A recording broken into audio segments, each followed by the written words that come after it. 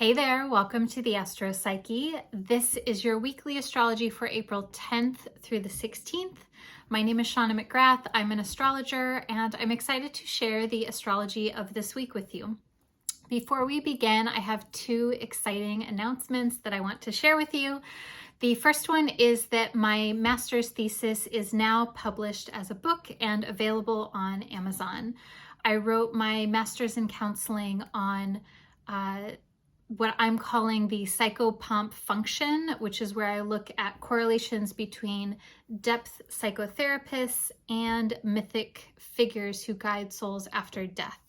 So if you at all are interested in psychology, psychotherapy, or mythology, especially themes around death and rebirth and how that may tie into psychology, or if you simply like my approach and resonate with my work, that might be something interesting for you to check out.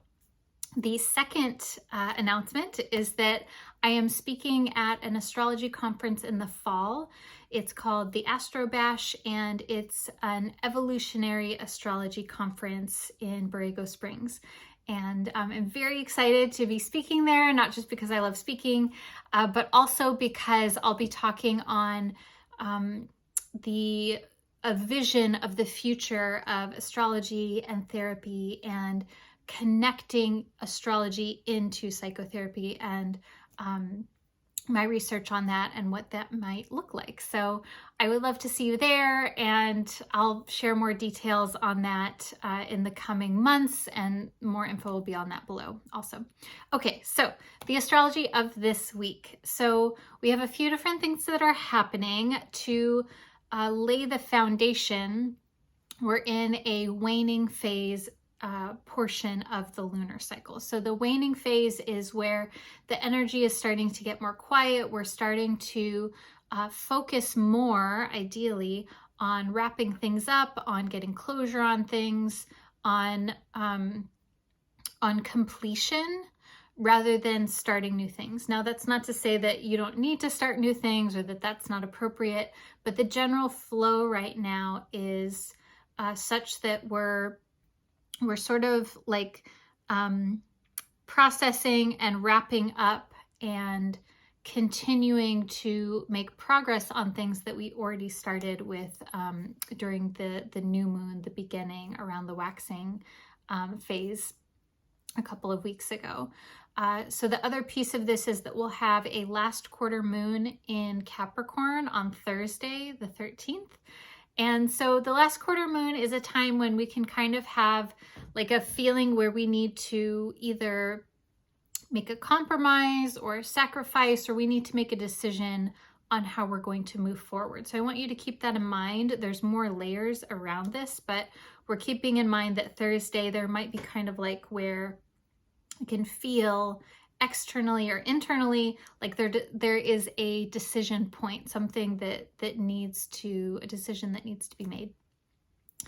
Also this week we have Venus moving from Taurus into Gemini. And so this is a big deal because Venus is moving from its rulership in Taurus to Gemini. And Venus in Gemini, so let me back up. Venus is associated with our relationships, our social connections, what it is that we find beautiful or attractive as well as repulsive. It's the things that we are drawn to, and then the polar opposite of that, the things that we are repulsed by. So it's the things that we relate to and how we relate to things, places, people, etc. It's also very connected to beauty, aesthetics, and sensuality or sexuality. Now, Venus moving from Taurus into Gemini, this is a transition from focusing more on relational dynamics that are about security and stability, which is Taurus, to topics that are more Gemini in nature. So Gemini is about communication, sharing ideas. It is a mutable air sign. So mutable is about transition and change and being flexible in our approach. And air is about thought, the mind, communication. the other piece of this is that when Venus moves into Gemini, it's going to immediately make a square to Saturn and a trine to Pluto. So what does that mean? Venus square Saturn can be a bit of a challenging transit because it brings up themes around our boundaries, Saturn, in relationships, Venus. It also makes us very aware of any relational dynamics where things like haven't been quite working the way that we need them to in order to have solid and securely attached relationships, essentially. So this can be a time where maybe a dynamic that's kind of been happening and it's been something that is not great, but it's not, it hasn't warranted maybe having a discussion. But this week it becomes very apparent to you that there is something that needs to be changed or reworked in order to have that secure bonding, which is what Saturn is really about. Saturn is also associated with devotion, commitment, and it's about long-term activities. So when we're thinking about this, we're thinking about relationships, Venus, that are long-term or committed in nature. And this can be romantic, platonic, friendships, business associates, clients, anything where you have a one-to-one relationship to someone. And I think that there's a strong communication theme in here as well because of Venus being in the sign of Gemini. So I want you to be thinking about having clear communication around your wants, your needs, your desires within yourself, like being, I think sometimes, especially if we're highly sensitive or empathic, it can sometimes be difficult to even be clear in ourselves what it is that we want in any given moment. And so I think being clear in yourself and then being clear and direct in that communication, which, you know, of course can sometimes be kind of difficult. And because there's a lot of mutable energy here with Venus in Gemini, which is a mutable sign, Saturn in Pisces, which is a mutable sign, it's kind of like, it's not like I need this or want this. It's like, how can we have a conversation and figure out what works? And knowing that a square, Venus square Saturn, can sometimes feel like we need to have something be this or that, or it can't be more than one way, or there's kind of like these definitive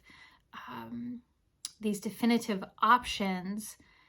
That may be the case, but I really encourage us to think about opening up to different possibilities.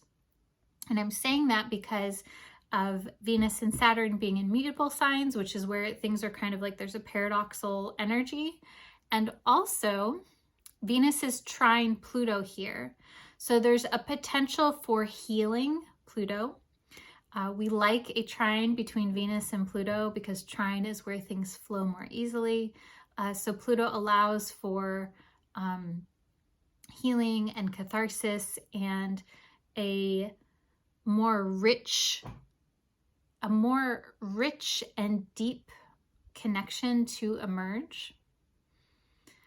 Pluto is very interested in depth and meaning and going beyond the surface bullshit that sometimes can happen. So it feels like the more that we can be very real with ourselves and with others, that is going to take us far along this path. The other thing that's happening with this too is that the moon on Thursday afternoon Pacific time is going to move into Aquarius. So it's going to conjunct Pluto and it's going to tap into this Venus-Saturn, Venus-Pluto situation. And so the moon is kind of like our day-to-day emotions. It's also our attachment styles. So it feels like especially Tuesday, Wednesday, and then Thursday is where all of this is kind of like concentrated. So I just want you to keep that in mind, especially Thursday, if you're feeling, especially when Moon and Pluto together can kind of like, you're like feeling everything, because Moon and Pluto is a signature that's associated with psychic senses, emotional sensitivity, and like really tapping into the unconscious. Both of those planets, the Moon and Pluto, are associated with the unconscious in different ways. And so it's really great, especially Thursday, I think, for us to notice what it is that we're feeling and what it is that we need, because there is guidance there in what it is that we need. The other piece that's happening this week too, that is around expanding possibilities, is that the Sun will conjunct Jupiter in Aries. So this means that the Sun and Jupiter together at the same point in the zodiac, in this case in Aries. And this is really beautiful because it's about expanding our capacity for growth and love and generosity and even vitality and success, and even career what do I want to say here? Career prominence, that's the word I was looking for, which is all of these things are associated with Sun and then also with Jupiter. So the Sun is that radiance that you have inside of you, that generosity and that ability to shine and to share something that is very special, that's unique to you, what you have to share. And then Jupiter is about opening that possibility and allowing for ease and synchronicity to come in. All right, so let's pull some cards. A lot going on this week, a lot of cool stuff. And I want to remind you also that we have eclipse season approaching. So we'll have eclipses in Aries or uneclipse in Aries, and then another one in Scorpio in April and May. I'll put those dates down below. And eclipses are kind of like a portal opening to the other world. Eclipses are associated with feelings where events can happen that sort of feel like fated or like out of your control. And it really depends on what's happening in your life and how this connects into your birth chart. But often it's where there's a lot of change and transition, where maybe something that has kind of run its course in your life sort of falls away, or it's very easy for it to fall away, and or something new comes in that is something that you're like, wow, I would never have planned for this, or I couldn't have planned this better. So there's this kind of synchronistic divine intervention feeling with eclipses.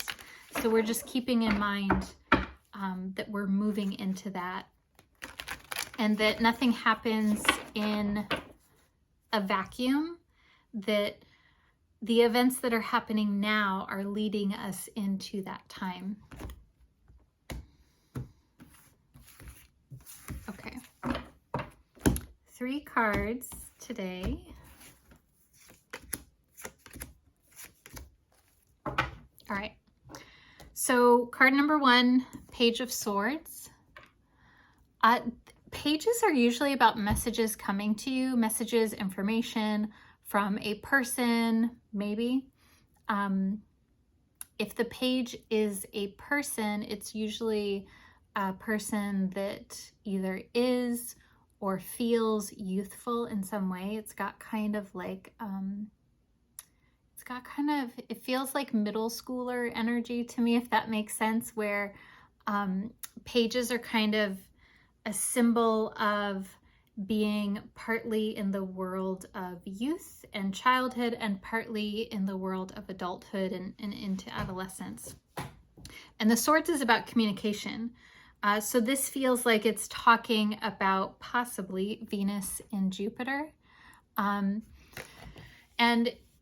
if this were the only card that I pulled for you, like without keeping the others in mind, this would be communicating that there is new information coming in for you, and to look out for that, and even like a new insight or something that changes your mind about something maybe. Card number 2 is the Queen of Pentacles. So this is like the self-care card. This card is about nurturance and taking care of your needs, nurturing others, if that's a role that you're in. And it's about having the material and emotional resources that you need in order to have that sense of not just abundance, but also fertility. And I think there's also a lot of comfort and ease. I did pull this card reversed. So sometimes I think in the context of that, that's a reminder to take care of yourself this week, to like when it's reversed, it's like taking care of and nurturing yourself. And maybe recently it's been where the focus has been more on taking care of other people, and I know that kind of is a common thing for a lot of us anyways, but it's saying this week is like definitely put the emphasis on making sure that you're good. And I would connect that in with Venus square Saturn, is making sure that that security of foundation in the relationship, that really starts with you. Not that you need to necessarily meet all of your needs as an individual, because we need each other. We need friends, family, community. But that if there isn't attention to yourself, at least in part, that could be challenging. So that's that. And then I also pulled the Six of Cups. So this card is very much about nostalgia. It's about looking back into the past. It's also associated with children as well.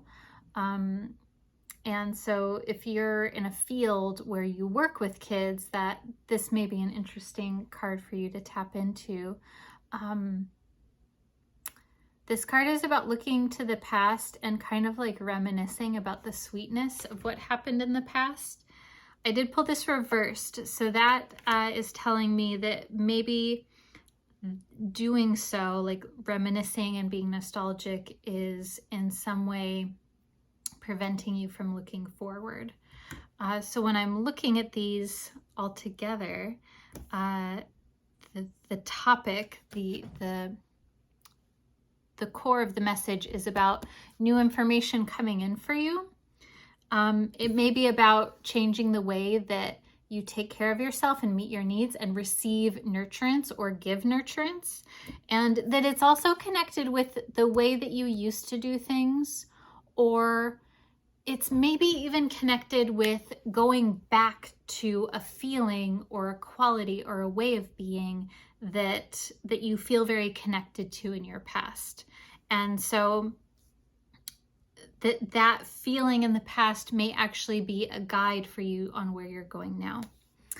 So I hope that you enjoyed this. If you resonate with me and my work, I would love to do an astrology reading for you. You can find out more information on that below. I am wishing you a super wonderful week, and I'll talk to you soon.